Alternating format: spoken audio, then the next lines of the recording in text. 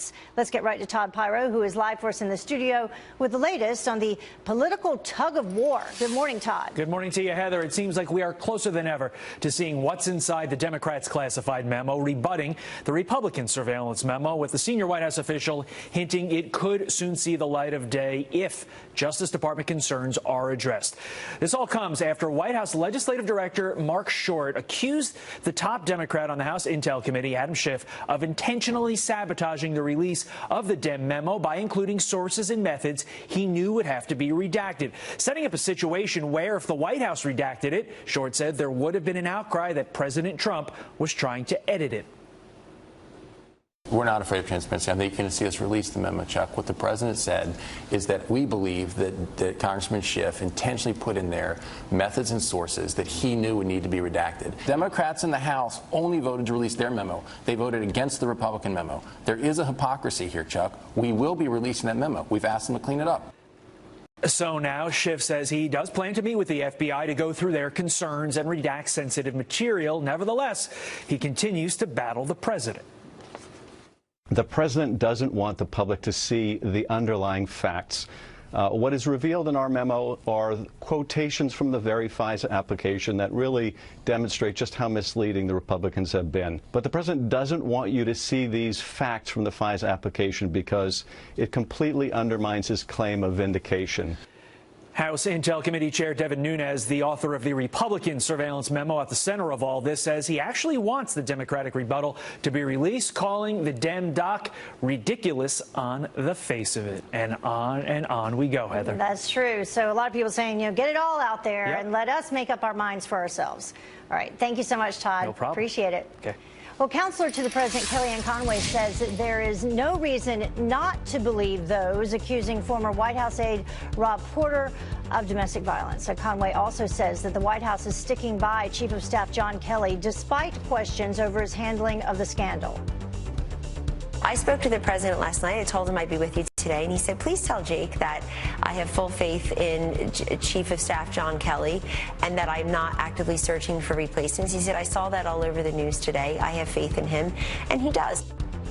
Well, Conway setting the record straight after reports that General Kelly knew about allegations against Porter before they were made public. And while you were sleeping, President Trump sending federal aid to Samoa after a powerful cyclone slammed the U.S. territory.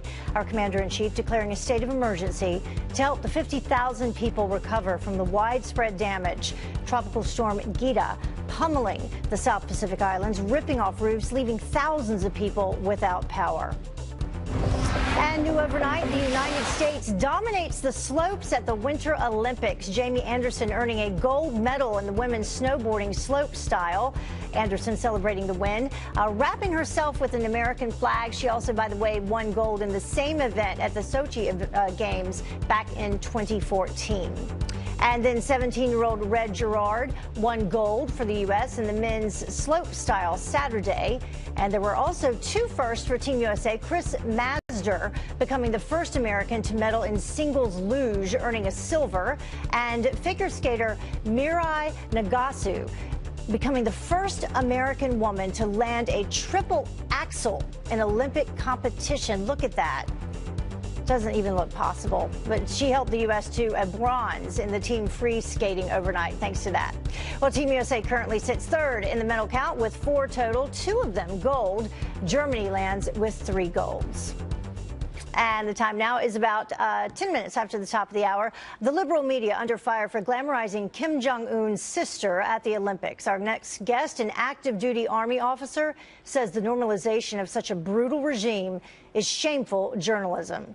And an al-Qaeda terrorist turned prosecution witness living like a king at Gitmo, binge eating Oreos and watching sitcoms just days before he could be set free, thanks to former President Obama. And an Outback worker out of a job for complaining about being stiffed on a tip on a $700 order.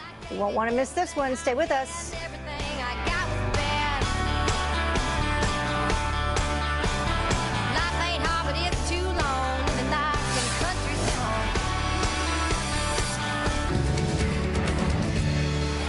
Welcome back to Fox and Friends First. The liberal media not holding back from making Kim Jong-un's sister their shining star at the Olympics. South Korean President Moon Jae-in shook the hand of Kim Yo-jong. South Korea's president sharing with her this historic handshake. This groundbreaking moment, Kim Jong-un extending an invitation presented by his sister to South Korean President Moon Jae-in. But a key point missing from their coverage, the fact that her family holds one of the worst human rights records in the world. And joining me now to discuss is active duty U.S. Army officer Jeremy Hunt. Thank you so much for joining us this morning. We really appreciate it. Thank you. Good morning. So let's begin this by taking a look at some of these headlines, which are really hard to believe. The Washington Post saying the Ivanka Trump of North Korea captivates people in the South at the Olympics. CNN saying this: North Korea is winning the Olympics, and it's not because of sports. And then ABC saying North Korea's cheerleaders steal spotlight at Winter Games with synchronized chants. And it just goes on from there. What was your response when you saw headlines like this? Well, it is absolutely irresponsible on behalf of the American media. And of course, everything I say on the air are my personal views and not those of the Department of Defense. But it has gotten just outrageous that we would see the American mainstream media glamorizing and just completely enamored with one of the most brutal, oppressive dictatorships in the world. What we're seeing here is that the American media has betrayed the trust of the American people. And really now the ball is in their court to see, are they going to actually walk back any of these stories? Will we see any apologies for some of the headlines that have taken place over this past weekend? So far, I have not seen any of the mainstream media outlets actually walk back anything they've said this weekend. Not only not walking back their comments, but also not pointing out how brutal this regime is. We can take a look at just some of the things. North Korea's human rights record, estimated between 80 and 120,000 people are imprisoned in political prison camps. It's estimated between 18 million people or so are dependent on government food rations, 10.5 million believed to be undernourished. And we know what happened to Otto Warmbier when he was in North Korea, held because he, took a flag from a hotel room. So we're not seeing those type of headlines. The type of headlines we are seeing, though, benefit the regime. Exactly. I mean, you could take these headlines and you could put them, and they could be North Korean state-run media headlines, the headlines we saw this past weekend. And the worst thing about it is that our response to what's going on in North Korea, our heart should be broken. It shouldn't be something that we're glamorizing or that we think is just so entertaining. It's something that should break our hearts and something that should bring us to a greater resolve to face evil in this world. And so I just think it's just so troubling that you would see the American media really eroding that trust between the media and the people. Yeah, should we have seen this coming, though? Because I know that you also pointed out that this actually started even before the Olympics began. Exactly. We kind of started to see this narrative developing with NBC's Lester Holt just a few weeks ago, already kind of seeming like he was kind of buying into some of the propaganda during his time in North Korea. And then once the Olympics kick off, that same narrative seemed to kind of carry on. And so it makes you wonder what's going on and why are such media outlets so willing to play into the hand of such a brutal regime. Yeah, the same media outlets that are constantly lecturing the American people about, journalistic integrity. Exactly. And that's one thing I said. Is the same folks that are lecturing us about journalistic integrity, holding people accountable. Well, who's holding the media accountable now? Now they have betrayed our trust, and now they have really kind of bought in to some of the worst kind of propaganda ploys that we've seen, and it's so obvious. And that's the thing. I was like, can we have a little common sense? Can we exercise a little common sense and have a better approach to the way we cover? Yeah, clearly, this charm offensive is working for the media, at least the mainstream media. Thank you so much for joining us. We appreciate it, and thank you for your service as well. Thank you. God bless. Well, actor Robert De Niro slamming President Trump on the world stage, and it's not the first time. Remember when he said this? I'd like to punch him in the face. This is somebody that we want for president? I don't think so. Well, De Niro now slamming our commander-in-chief again, this time at the World Government Summit in Dubai. He said this, quote, "I'm talking about my own country, the United States of America. We don't like to say we are a backward country, so let's just say we're suffering from a case of temporary insanity." Come on. Well, outrage also brewing after a police officer says that he was denied service at a McDonald's. Well, Tim Lancaster, he's a 23-year veteran for the Palm Bay Police Department in Florida, writing this on Facebook. When I got to the window, the clerk looked at me with my drink in hand and stopped. She handed my drink to another clerk and then walked away in disgust. Officer Lancaster says that he was told the employer refuses to serve cops. McDonald's says it is investigating the incident. And the time now is about 19 minutes after the top of the hour. A new out-of-this-world funding proposal for the International Space Station, how the Trump administration plans to cut the government out of the picture. And the PC police setting sights on a children's classic. Wait, didn't you try to eat me? Show me your teeth. Do like a go, like... It was you! I knew it! How are you? So good to see you. The outrageous reason why some are boycotting the new Peter Rabbit. Carly Shimkus here live with reaction up next.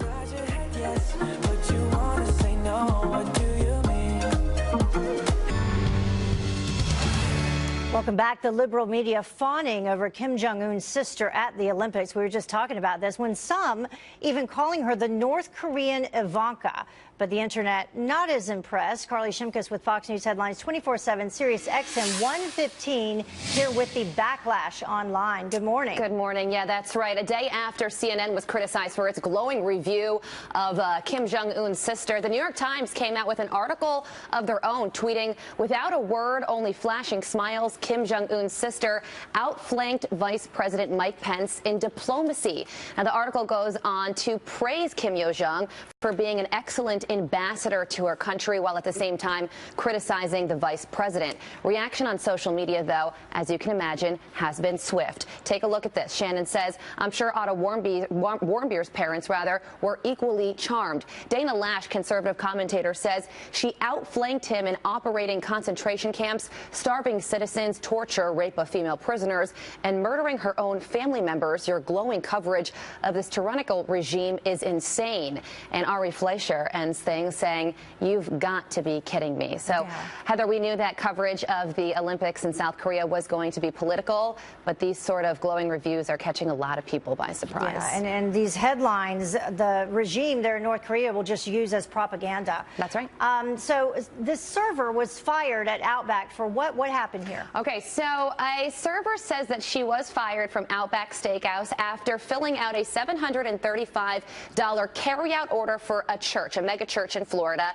But then she says she was fired because she criticized on social media that they did not tip her. So the church is very apologetic. They released a statement saying, "We did not call the restaurant to have her fired. We wanted to get the solution resolved." So they're sort of saying, hey, we had nothing to do with this. And they are right about that, because Outback reportedly has a policy against criticizing customers on social media. But this is sparking a big debate over takeout or carry-out order etiquette. A lot of people don't know you have to tip people when you take out, but servers are saying it's just as much work as when you serve at a table. All right. I like that. Lost her job, so not good. Right. I like the Outback special.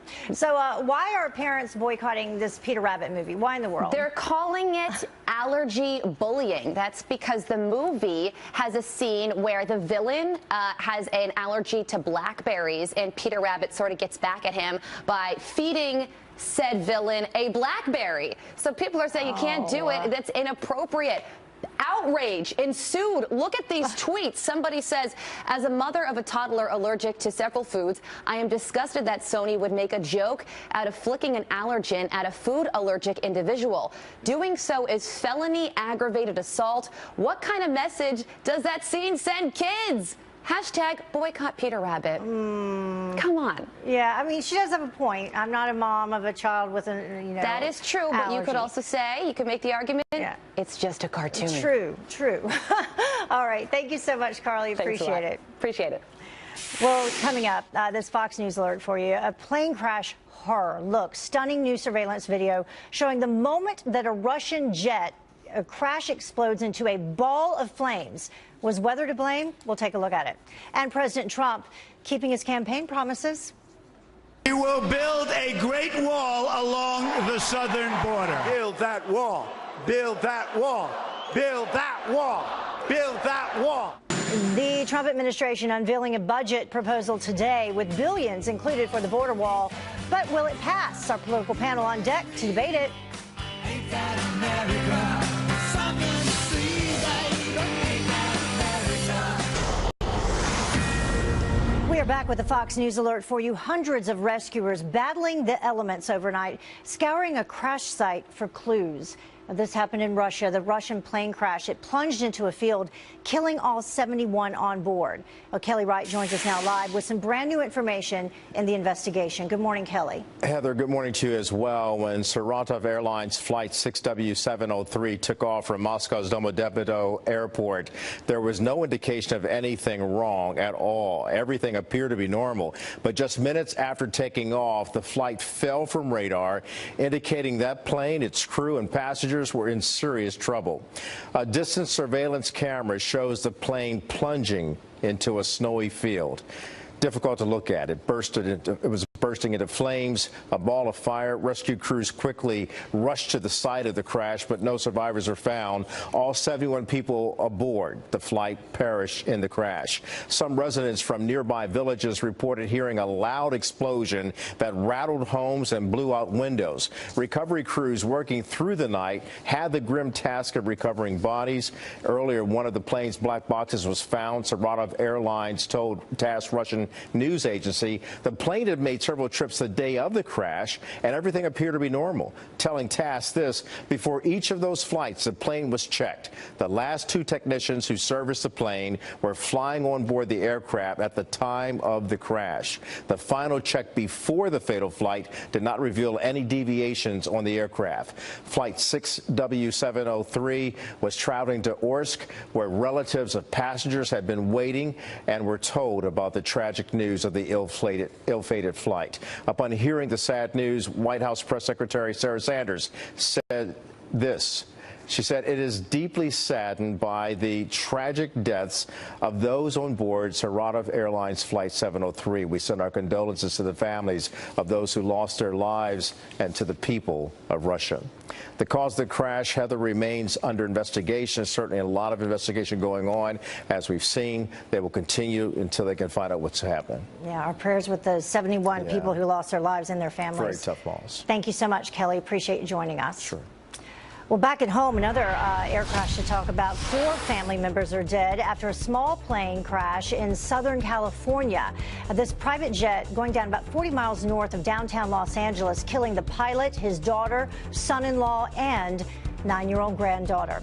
The group was apparently returning home from a weekend trip to Las Vegas.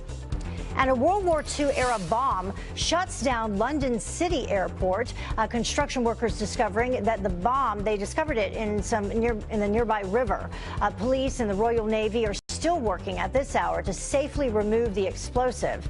Everything within 700 feet of the scene has been evacuated. No one is allowed in. About 16,000 travelers are impacted by that, so we'll keep an eye on that for you as well.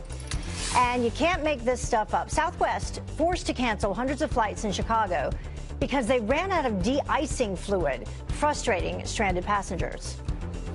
This is Chicago. Hello. It snows here all the time. It's icy here all the time. How could he run out of de-icer in Chicago? I mean, that's absurd. Well, the airline hoping to resume what they say is close to normal operations today at Midway International Airport as multiple deliveries of de-icer are scheduled. Chicago is digging out from the biggest snowstorm of the year, so hopefully they will get that resolved. And the International Space Station could be headed to the private sector. What do you think about this? According to the Washington Post, the Trump administration plans to stop funding the space station after 2024. Instead, the president will request $150 million from Congress to support the development of commercial successors. Well, no word yet if there are any potential buyers or how it will be used in the future.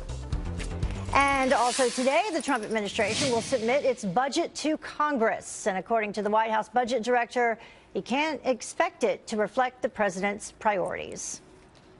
We're asking for about $3 billion, I think, this year for the wall, but we try and pivot off of the old budget onto the new to reflect the spending priorities or the spending bill that just passed, is enough money to build the whole wall, or actually most of it, assuming that DACA gets done. Well, here to weigh in, our panel, GOP strategist Charlie Kirk and liberal political analyst Kathy Areu. Thank you both for joining us this morning. Thanks. Charlie, I will start with you. So these are things that the president promised. That's correct. He promised the wall, and the wall is a symbol of American sovereignty. And look, not only do we need a wall for the president to be able to fulfill his campaign promise, but it makes sense practically. I mean, the cost of illegal immigration in this country is in the tens of billions of dollars that we know of. The wall is a smart financial investment to not only protect our borders from the drugs, from the human trafficking, but also end this problem of illegal immigration. And I ask my Democrat counterparts, why are you so opposed to border security? I don't understand. Do you want illegal immigration to be a perpetual political problem in this country? So the president needs the wall for a big political win, but it makes a lot of sense practically and financially for the country. And it's give and take, Kathy. It's $3 billion for the barrier and a contingency for $25 billion over 2 years if Congress approves legislation to shield dreamers from deportation. So what's wrong with that? Yeah, well, Trump has become quite the spender. I mean, the wall was supposed to, the campaign promise was that the wall was going to be paid for by Mexico, so I think that was the campaign promise. But I don't think anyone's against border security or securing our country from people who would hurt it. But a wall is not the answer. That's been proven over and over again. So this wall is a little bit unnecessary and ridiculous, and that's why it's not in the current bill that passed. So these are future plans. Mulvaney's talking about a future wall plan and a future bill that's never going to happen. It didn't happen with this bill that was passed, and it's not going to happen in the future, especially with 2018 elections coming up. Charlie, what do you think about that in terms of elections coming up? Well, yeah, that's an interesting point. But look, if walls don't work, why does Mexico have them on their southern border to prevent illegal immigration? Why does Israel have walls against, you know, the territories next to them? What I don't understand is that the Democrats say, oh, yeah, we're for border security. But when they actually have to go to vote for it, they refuse. And let's go to the core essence of it. They want illegal immigration to continue to be a problem so they can use these DACA recipients or illegal immigrants as political puppets and toys so that they can negotiate something that they want to continue to be an issue. The Republicans want to solve illegal immigration. They want to expand the legal immigration system and end this problem once and for all. And the wall will do that. And look, Barack Obama said he used to support it, and same with Bill Clinton. Let's move to that, though. Let's talk a little bit more about where things stand on DACA. And I'll go over to you, Kathy, because plans are supposed to be submitted today.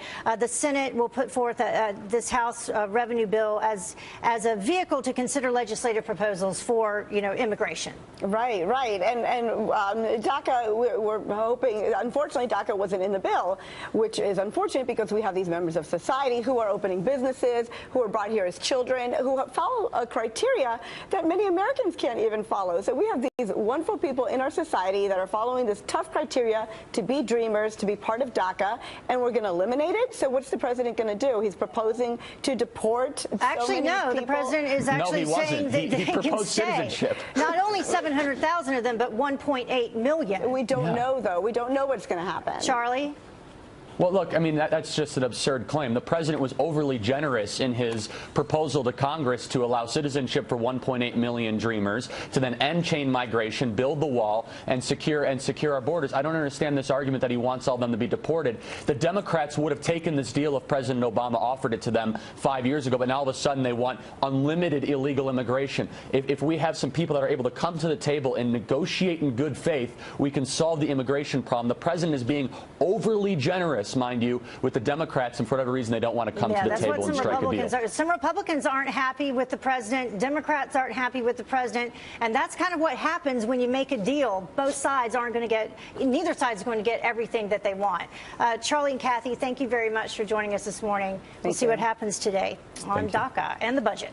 Well, the time now is about 20 minutes until the top of the hour. And Big Pharma, caving to pressure, announcing a major shift in marketing to help fight the opioid crisis. Dr. Mark Siegel says that it's a start to much more, but much more has to be done. He joins us live up next. And the happiest place on earth, not very affordable. The price hike that will have many families rethinking their vacation plans.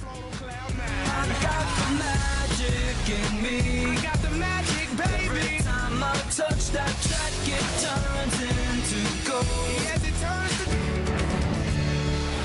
Welcome back. The Trump administration once again coming under attack for enforcing the law. Now, the ACLU in Oregon, a sanctuary state, slapping a lawsuit against the feds over the presence of ICE at courthouses. Well, it claims that the move is against sanctuary jurisdictions, causing illegal immigrants to feel unsafe. The ACLU also demanding to scour the federal agency's past arrest records.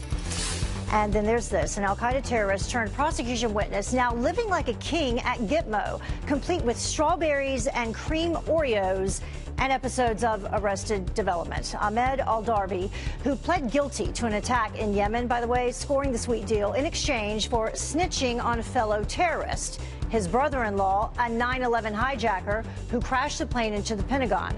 Darby scheduled to return to a Saudi rehabilitation program later this month under the Obama-era plea agreement. Well, now this Fox Business Alert for you. All eyes on Wall Street as it is set to open after a roller coaster week, Tracy. Up and down, up and down. Yes. Tracy Krosko from our sister network, Fox Business, here with what we can expect. Good morning. Good morning, Heather. Yes, we saw some wild swings on Wall Street last week, but we saw a little bit of a rally on Friday afternoon. The Dow ended up 330 points to 24,190. That's the final number. But there were steep gains and losses every day last week. The Dow swung at least 500 points. So we entered correction territory on Thursday on the Dow. That's a decline of more than 10% from its highest, which was on January 26th. So, of course, all eyes will be on Wall Street today. Investors bracing for some more volatility. I did just check the futures. Dow futures up as much as 300 points, up across the board, which is good to see as well. That's good. Good way to start the day on this Monday.